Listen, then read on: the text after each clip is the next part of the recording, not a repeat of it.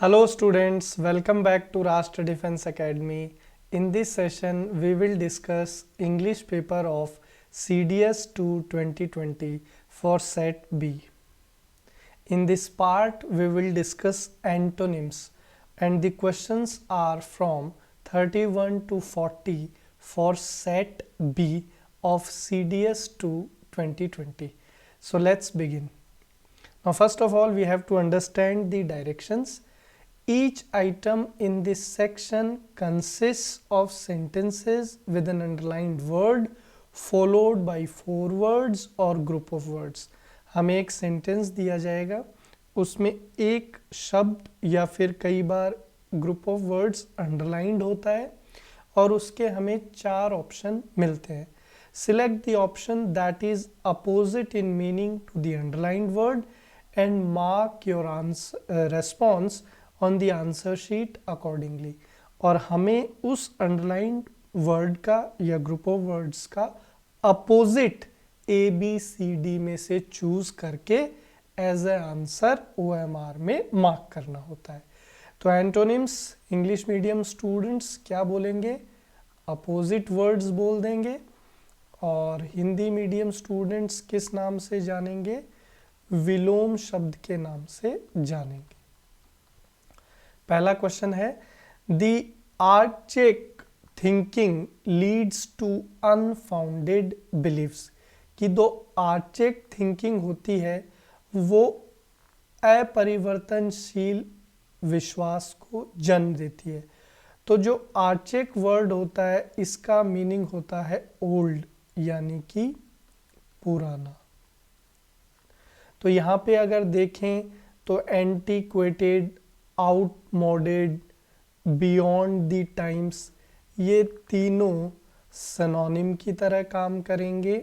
Archaic के opposite क्या हो जाएगा? आधुनिक यानी कि मॉडर्न. तो यहाँ पर आर्चेक के लिए एंटोनिम होगा मॉडर्न और क्वेश्चन नंबर 1 के लिए डी ऑप्शन जो है वो बिल्कुल करेक्ट आंसर होगा. क्वेश्चन नंबर 2 देखिए, police had to resort to tear gas to diffuse tension among the crowd. कि पुलिस को क्राउड के अंदर जो प्रॉब्लम थी, जो गर्मा गर्मी थी, उसको ख़त्म करने के लिए टीयर गैस का इस्तेमाल करना पड़ा. आंसू गैस के गोले छोड़ते हैं, अक्सर आपने न्यूज़ में देखा होगा, उसी की बात हो रही है. तो डिफ्यूज़ का मतलब होता है चीज़ों को इधर उधर फैलाना. तो स्कैटर और डिस्पर्स की अगर बात करें तो ये दोनों सिनोनिम हो जाएंगे डिफ्यूज़ के. स्ट्रू का मतलब होता है टू थ्रो थिंग्स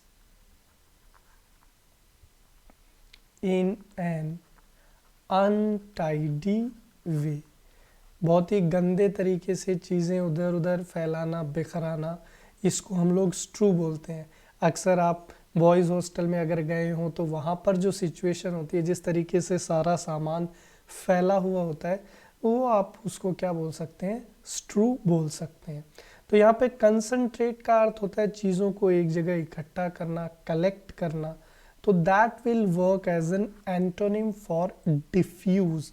तो क्वेश्चन नंबर 2 के लिए ए ऑप्शन जो है वो बिल्कुल हमारा करेक्ट आंसर होगा. क्वेश्चन नंबर 3 देखिए, unrest in some pockets made the city dwellers confine themselves at home. कि शहर के कुछ क्षेत्रों में अस्त व्यस्तता होने के कारण, प्रॉब्लम होने के कारण जो शहर के निवासी थे उन्होंने एक घर में अपने आप को कैद कर लिया, कन्फाइन कर लिया. तो अनरेस्ट का मतलब होता है डिस्टर्बेंस, उथल पुथल, शोरगुल. तो टर्बुलेंस इज ऑल्सो डिस्टर्बेंस, तो ये सिनोनिम की तरह काम करेगा. अनईज का मतलब होता है कि प्रॉब्लम हो, तो ये भी सिनोनिम की तरह काम कर जाएगा. एप्रीहेंशन का मतलब होता है समझ. इंग्लिश में आप क्या बोल सकते हैं? अंडरस्टैंडिंग बोल सकते हैं. तो काम का मतलब होता है कूल एंड काम, शांति. You can also called peace. तो therefore antonym for unrest is calm. D option हमारा परम सत्य आंसर है। क्वेश्चन नंबर 4 देखिए, peace and tranquillity are instruments which would boost the development of society. शांति और सौहार्दता ही वो तरीके हैं जिनसे समाज का जो विकास है उसको नई ऊर्जा प्राप्त होगी। तो tranquillity is also a synonym for peace. शांति आप बोल सकते हैं कूल, calm.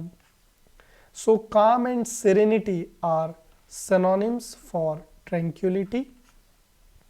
Sound आप जानते हैं किसको बोलते हैं, ध्वनि को। अप्रोर का मतलब होता है डिस्टर्बेंस, उथल पुथल, अव्यवस्था। सो देयरफॉर ट्रैंक्विलिटी के लिए एंटोनिम क्या होगा, uproar. Option A is our correct answer.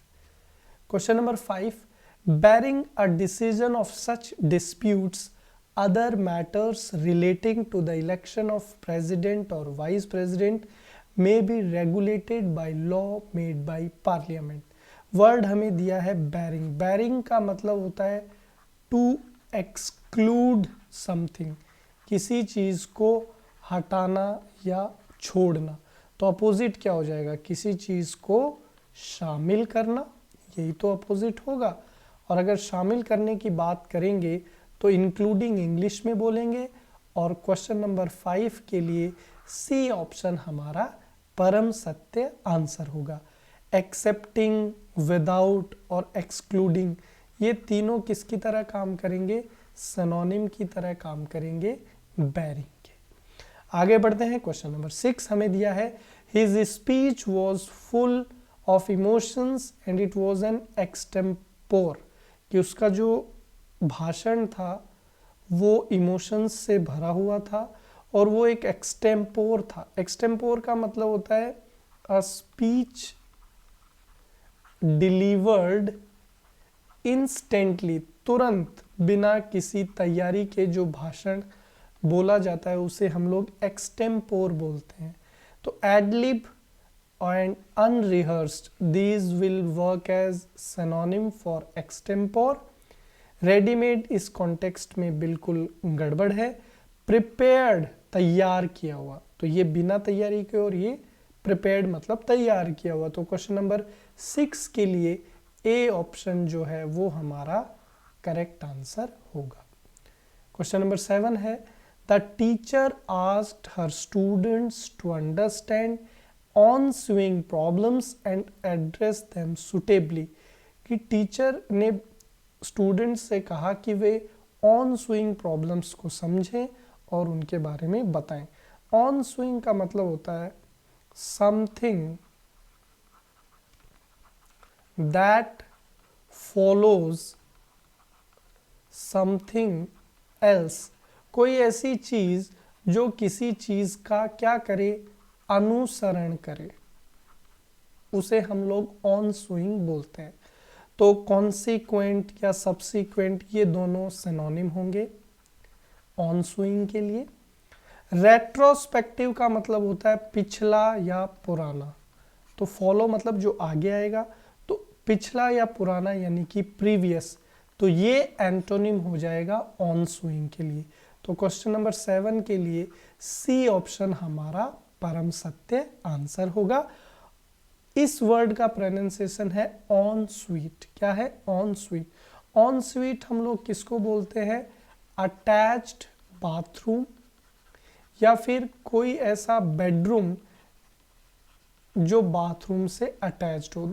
It works both way, कोई ऐसा कमरा जिससे बाथरूम अटैच्ड हो या कोई ऐसा बाथरूम जिससे कमरा अटैच्ड हो, उसको हम लोग ऑन स्वीट बोलते हैं। This is an important word for you guys.